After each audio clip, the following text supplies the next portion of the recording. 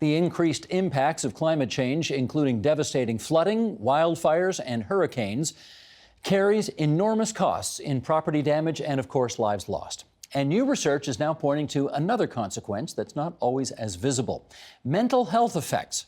Here to explain, Katie Hayes, PhD candidate at the University of Toronto's Dalla School of Public Health and a contractor with Health Canada's Climate Change and Innovation Bureau. And Melanie Goodchild, research fellow at the Waterloo Institute for Social Innovation and Resilience at the U of W. Melanie, it's good to have you back in that chair. And Katie, nice to meet you for the first time, to have you here. In fact, let me start with you, Katie, because in a report that you just published, Sheldon, why don't we bring this graphic up here? You say, it is well understood that climate change affects health. Most articles addressing the topic area cite the proclamation in The Lancet that climate change is the biggest global health threat of the 21st century, where health is understood to mean physical health. The lesser known and often overlooked health impact of climate change is the mental health implications from our changing climate. Now, this is fascinating because this is not something I think most people think of. And I guess we should just start with this. How did that get on your radar screen in the first place, the notion that mental health could be a consequence of climate change as well? Sure. Well, I think it really came from three different areas. So firstly, we know that mental health is one of the most neglected health issues of our time. And then we know that climate change is the largest global health threat of the 21st century. And health includes mental health. So seeing the parallels that there's an under-researched topic area, mental health, and climate change is contributing to these health impacts. And also seeing the vast array of different responses from people who've experienced extreme weather events, climate change-related extreme weather events like flooding or hurricane coming out of Hurricane Katrina, or the flooding in 2013 in High River, Alberta, and also seeing the slow creeping climate changes like rising temperatures, melting permafrost, and what that does for people's sense of place, anxiety, depression, worry, all of those components coming together. Well, that was the thing I was going to follow up on, because there's no question, if you watch the news, you can see the damage done to the planet. Absolutely. But you are now comfortable making the additional link, and you think there is adequate evidence to suggest that there is this new angle as well. Absolutely. Yeah. Okay. In November, we talked to the executive director of a group called Nature Canada. His name's Graham Saul. He was in that chair. He had this to say about the lack of a quote-unquote dynamic leader at the forefront of the climate change experience. Here's his clip. Sheldon, please. It's the everyday folks and the activists and the scholars and the academics and the journalists and the politicians that are waking up every day and doing their own little bit to move us in the right direction that ultimately makes for a powerful social movement. But at the same time, there's no question that we need more leadership. In the Canadian context, from an executive perspective, from the perspective of people that are actually leading governments, where you see it coming from most right now is Indigenous leadership. Melanie, do you echo that? Yeah, I do. I think that, you know, when we talk about climate change, we tend to think of it as not really in a holistic way. Yeah, I'm a systems thinker. I study systems thinking and complexity theory, and what Indigenous knowledge systems do and contribute to that leadership of Indigenous leaders is looking at the interconnected web of life and understanding that compartmentalizing something like the environment, you know, the separation of nature and humankind is what got us into this predicament that we're in. And what Indigenous cultures do is they privilege the environment as opposed to privileging humanity. And so I think that's a huge difference in the, I guess you could say, the epistemology or the ontology, the worldview of Indigenous peoples. And those Indigenous leaders are speaking out on behalf of Mother Nature because it's their responsibility and their obligation. And let me ask the same follow-up. You are seeing direct evidence among Indigenous people of the mental health impacts of climate change, yes? Yes. Definitely. I'm seeing it right at the individual grassroots level. Hunters, fishers, people who are out on the land, and they're making observations. My aunties and uncles are making observations about the animals are behaving differently. The bears are coming in to the community more often. They're not hibernating when they used to because the temperatures are so warm. So all of our relations in Dinawamag and Aduk, all of our relatives are confused. They're confused like we are, and they're stressed. I would actually say that you could say that the animals themselves are experiencing stress because of climate change. Katie, I want to go back to that study that we quoted earlier, your study, and here we go again. Climate change health effects amplify existing inequities, placing marginalized people who generally have contributed the least to the climate change problem at the greatest risk. In Canada's circumpolar north, a team of researchers conducted a multi-year study on the climate change-related mental health implications to Inuit people.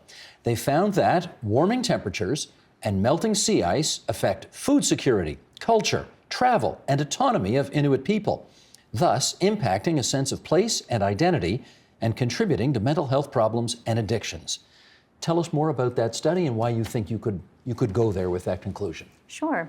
So that was really led by Dr. Ashley Consolo-Willocks, who's out in MUN. And so her and her team of researchers really saw the ecological grief as a result of a changing climate to traditional practices, food gathering, being able to travel, and starting to see a lot of anxiety, worry, stress, depression related to the changing environment.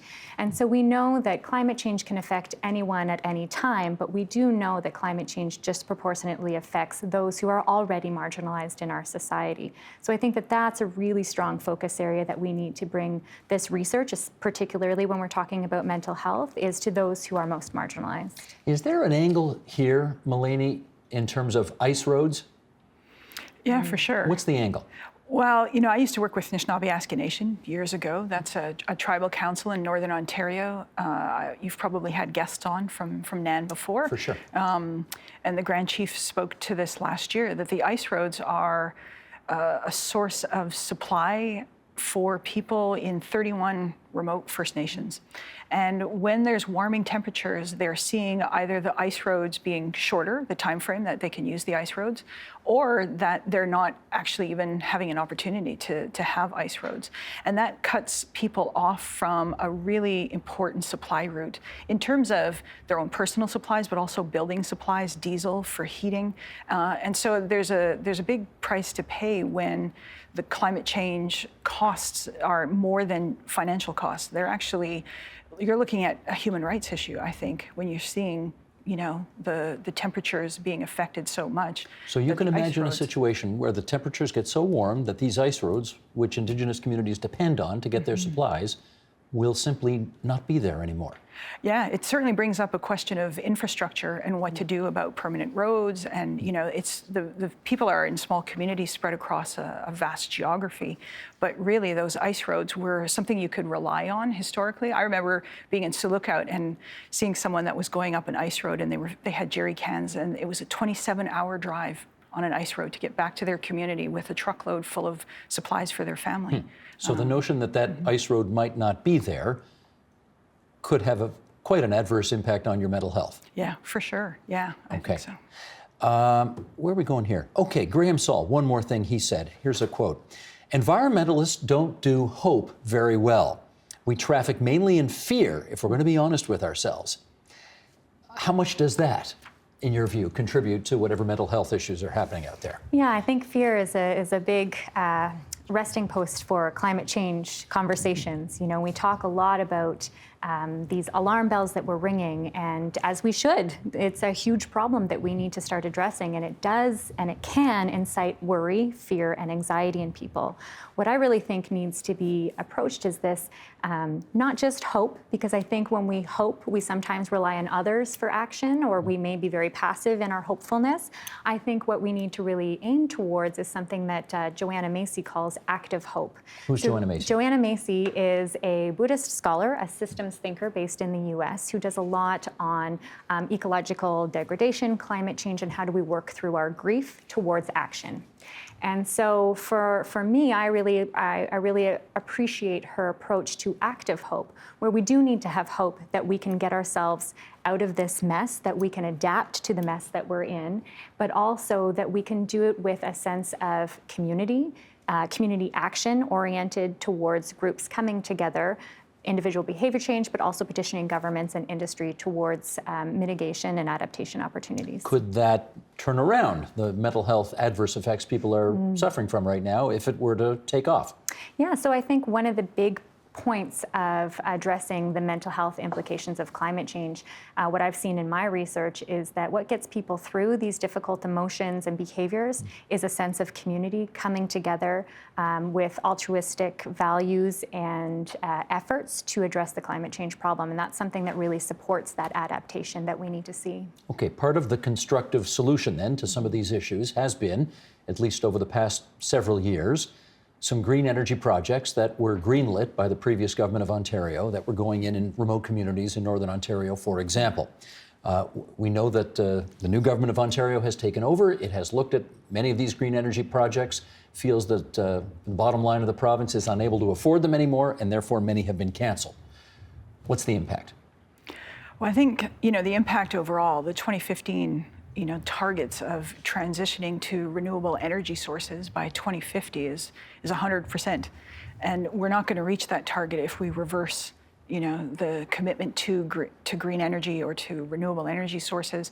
There's quite a bit of development in that sector that makes it competitive with the fossil fuel industry, and the fossil fuel industry is a major contributing factor to greenhouse gas emissions and to, basically, we live in an economy that's very focused on fossil fuels and unrenewable resources that have finite boundaries, and the planet has finite boundaries, and because those resources do. So I think it would be really detrimental to the aspirations of those particular communities who were committed to finding alternative energy sources. Can we do one example here? Yeah. Curve Lake First Nation, we actually had the Grand Chief in here for an interview a few months ago. Lost its 15% stake in two multi-million-dollar hydro projects. First Nations in general had been participating, I gather, in about a third of the green energy projects that the government had scrapped. What do you think is going to happen to Curve Lake with the cancellation of its investments and projects? Well, I think, there's hope that there would be a reversal to this, that, the global economy is the underlying cause. And when you make a financial argument against the cost of some of these, measures, ultimately, even the World Bank has said that it's better to fight climate change and to weigh those costs with what we're going to pay in the future. And so I think that Curve Lake and other First Nations, are going to suffer because they're trying to protect the environment and also looking at it as a source of participating in the economy. Okay, Katie, let me make the government's argument. There is, by various measures, either a $15 billion or a $14.5 billion or a $7 billion pick whatever figure you like. The books of the province are in rough shape right now. And in their view, they had to make some awfully hard decisions in order to try to get those books back into shape. What would you advise them about this? Well, I think that, as Melanie was saying, we're seeing that there are long-term costs and consequences of climate change. And we're not just going to see them 20, 30 years down the road. We're seeing them now, especially to our health system. So when we look at mental health, for example, mental health doesn't receive as much finances as does our healthcare system. And so we are starting to see people who are needing to rely on the mental health system, and those are dollars there. So we need to really have this conversation that the financial impact is not just the financial impact to the fossil fuel industry or to industries in general, but we have to look at the long-term economic costs that are going to weigh on our health system. Politics doesn't do that well. Politics doesn't really look 4 or 8 years down the road. Right. It's how do you get through the next quarter? Yeah. So how do you, what can you say to get somebody to deal in the if you don't pay now, you're going to pay later attitude? Yes, yeah. I think we need to really start to ring the alarm bells when we have these disasters, when we have these wildfires out west, when we have flooding up north, when we have these heat waves throughout Quebec, that those are cost to infrastructure, to our health system, and really shining a light that those events are really sparking long-term costs and consequences of lives lost and also on our health system. So I think having that relationship between these events and what it means to people and pocketbooks is an important story to tell. Melanie, I'm going to get you to comment on this next piece. I'm going to read something from Peter Foster, writing in the Financial Post last month, who had the following to say and or write. The International Energy Agency's latest World Energy Outlook report projects that global fossil fuel use and related emissions will grow out to 2040 as oil, gas, and coal continue to dominate the energy picture. But it also struggles to put a positive spin on wind and solar. Solar had a record-setting year in 2017. The Chinese solar business is booming. New wind and solar additions outpaced those of fossil fuels in 2017, driven by policy support and declining costs.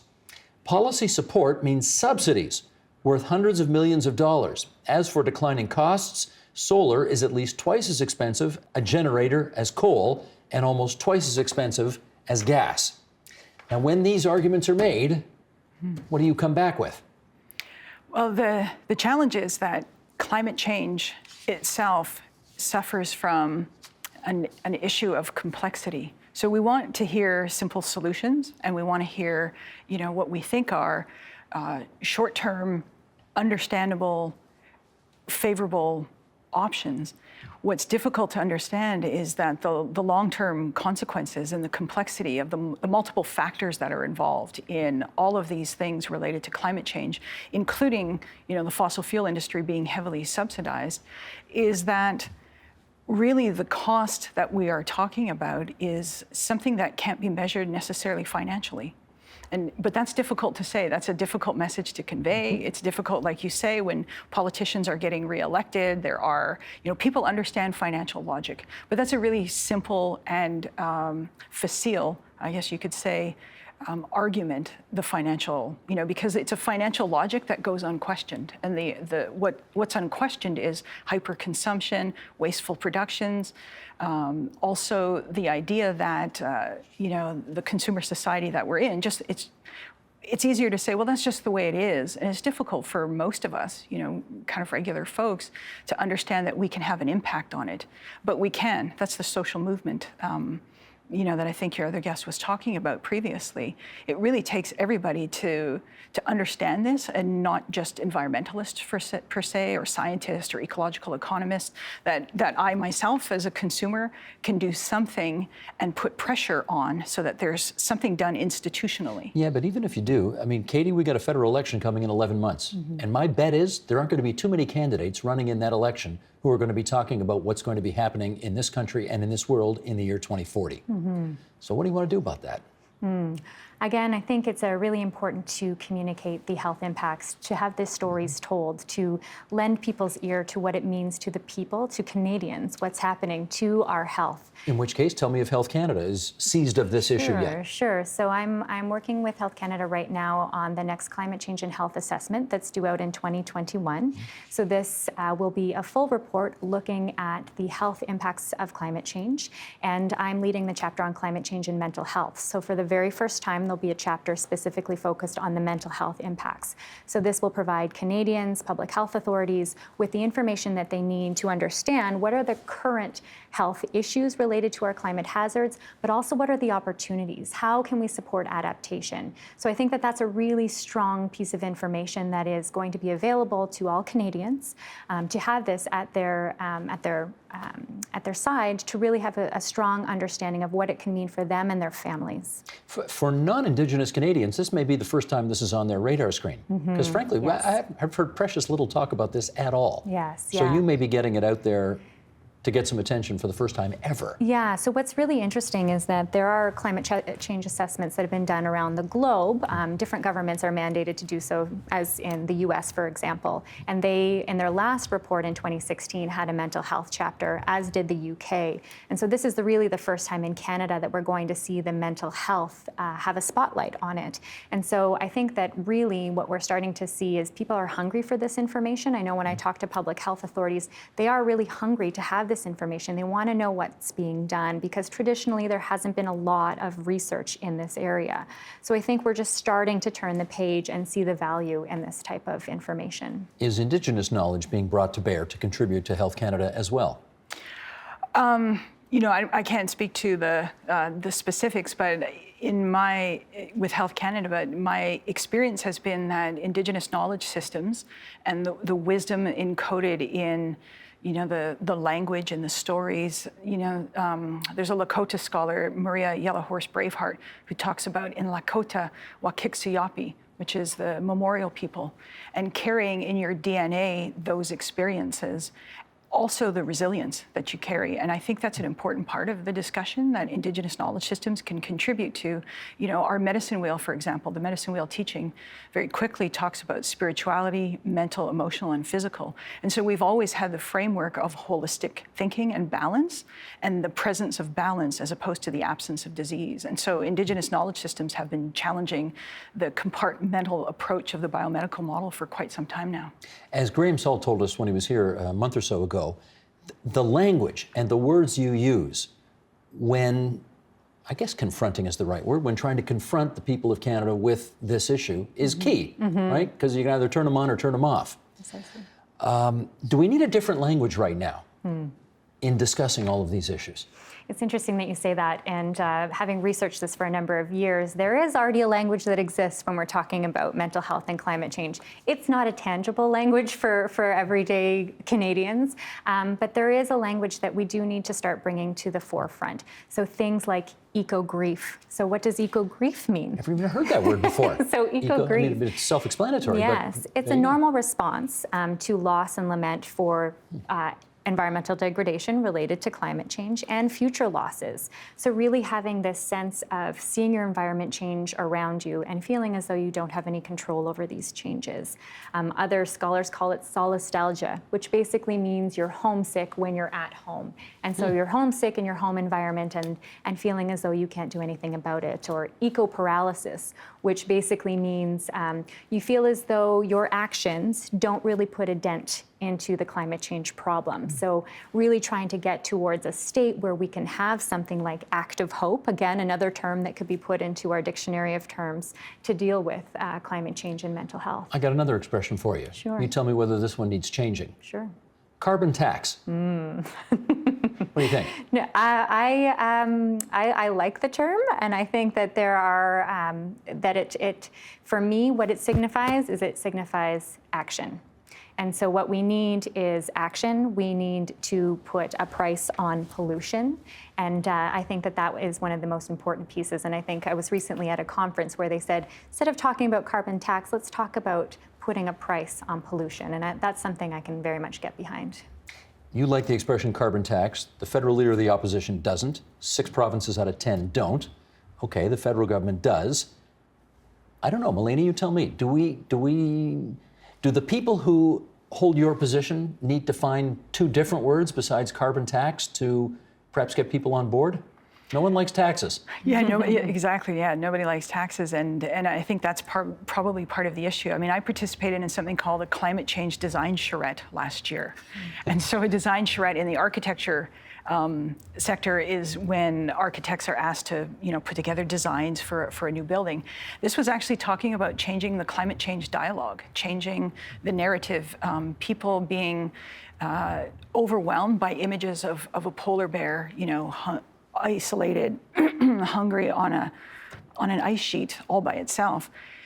You feel empathy, but what really can you do? And then what sets in is a paralysis, right? Because of the fear. And so I think, maybe bringing together the artists like climate change theater and the wild salmon caravan and things like that, that's an opportunity for folks to get in and in on the discussion, not just environmentalists, scientists, or economists, or politicians.